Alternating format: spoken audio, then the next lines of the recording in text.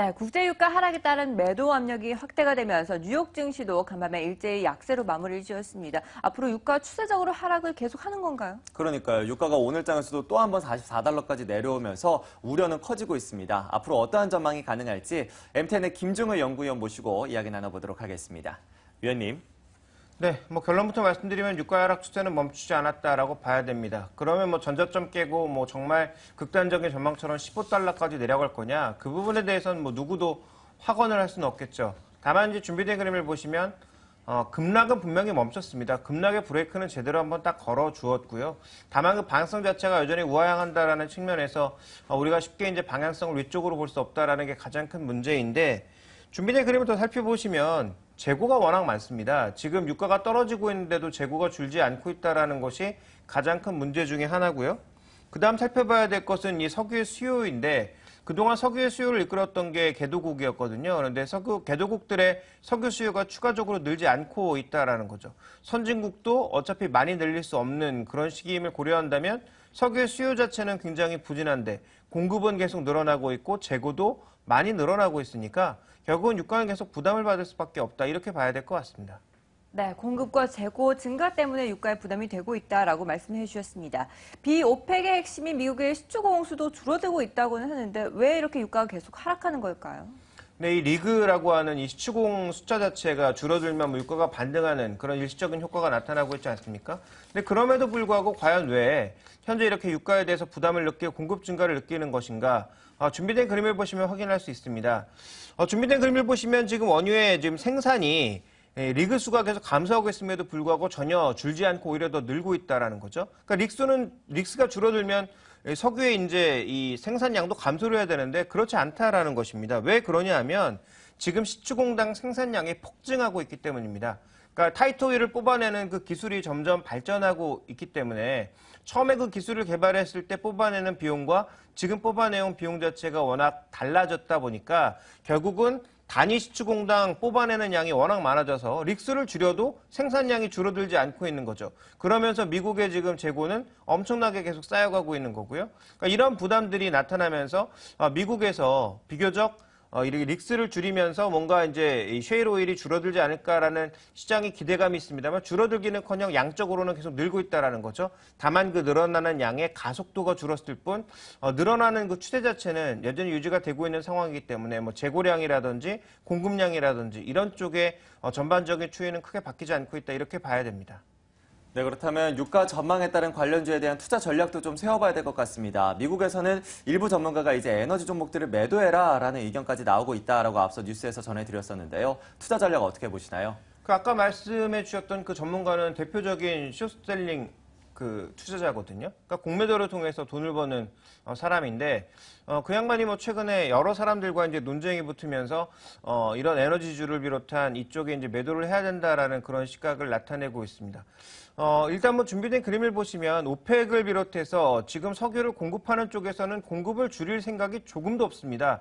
왜냐하면 지금 이 헤게모니 싸움에서 지게 되면 완전히 이제 석유 쪽의 가격 결정의 헤게모니를 놓치는 것이기 때문에 오펙도 생산을 늘려나가는 모습이고 비오펙 국가도 줄일 생각이 지금 전혀 없죠. 그래서 모여서 협의를 해서 줄인다라고 하면 그때는 추세가 바뀔 수 있겠습니다만 아직까지 그런 모습은 보이지 않고 있고요. 또 하나 이제 그러다 보니까 석유의 수급은 여전히 공급 우위인데 거기다 내년에 아직까지 공화당에 의해서 통과는 되지 않았습니다만 만약에 내년에 이제 공화당까지 동의하면서 이란에 이제 제재까지 풀어주게 되면 이란의 공급량이 늘어나게 될 경우 추가적인 공급이 더 나온다라는 거죠. 그러니까 이런 공급 우위의 과정은 쉽게 없어지지 않는다. 언제까지? 2016년 말까지 없어지지 않는다라고 봐야 될 것 같고요. 그 다음 또 하나 살펴봐야 될 게 브렌트 선물 가격의 추이인데요. 지난 5월 달에 봤을 때와 9월 달에 봤을 때 가격 차이가 엄청나게 납니다. 지난 5월 달에 봤을 때는 평균 가격을 70달러 정도로 봤었는데요. 지금 그 가격이 얼마나 떨어졌느냐? 지금 55달러 정도의 수준까지 떨어졌습니다. 그러니까 향후 이제 유가가 이게 좋아지리라는 전망 자체가 선물 시장에서 존재하지 않는 거고요.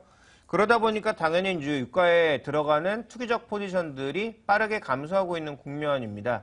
그러니까 이런 요인들을 종합적으로 고려해보면 관련된 종목군들의 투자 메리트는 정말 많이 빠져서 우리가 흔히 얘기하는 이제 장부 가치 대비 너무 하락했다라는 그런 관점이 나타나기 이전까지 별로 투자 매력도가 없는 거죠. 그리고 지금 증권사들이 추정하고 있는 이익 추정도 다 틀렸을 가능성이 높죠. 왜냐하면 지금 유가 전망이 하나도 안 맞으니까 결국은 유가 전망에 근거해서 실적을 추정한 것인데 유가 전망이 틀렸으니까 당연히 실적 전망도 틀렸겠죠.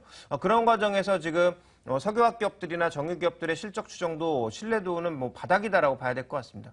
그런 관점에서 본다면 현재 이익 기준의 밸류에이션 아무 의미가 없고요.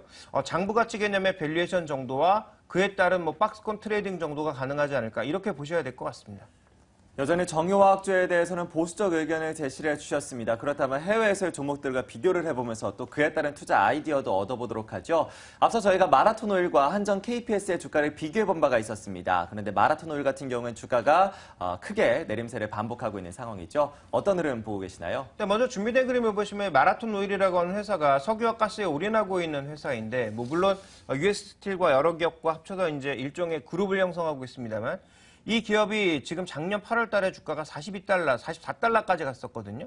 지금 주가가 3분의 1 토막이 났습니다. 그럼에도 불구하고 쉽사리 반등하지 못하고 조금 반등하는 척 하다가 뭔가 악재가 나오면 이렇게 흘러내리는 모습을 보여주고 있기 때문에 미국의 주요 에너지 기업들의 전반적인 추이는 한계 기업들이 속속 드러나면서 이 한계 기업들의 움직임이 모두 안 좋다라는 거죠. 뭐 체사피크 에너지라든지 최근에 다이아몬드라든지 아니면 뭐 트랜스오션과 같은 다양한 그런 기업들이 모두 어려워하고 있다. 그리고 상대적으로 대형 기업이라고 볼 수 있는 뭐 엑스모빌과 같은 회사들도 최근에 어렵다라는 거죠. 그래서 뭐 유럽의 뭐 애니를 포함한 대부분 에너지 기업들이 지금 모두 어려워하고 있는 현재 상황입니다. 그래서 이 에너지 기업들 중에서도 최근에 트렌드는 좀 달라지고 있다. 과거에 E&P 기업들의 강세가 두드러진 모습이었다면 최근에 우리 시장도 그렇지만 뭐 글로벌 시장 내에서도 단순한 에너지 기업보다는 조금 뭔가 특화되어 있는 기업들의 움직임이 좋아지고 있다는 점을 주목해 볼 필요가 있는 거죠.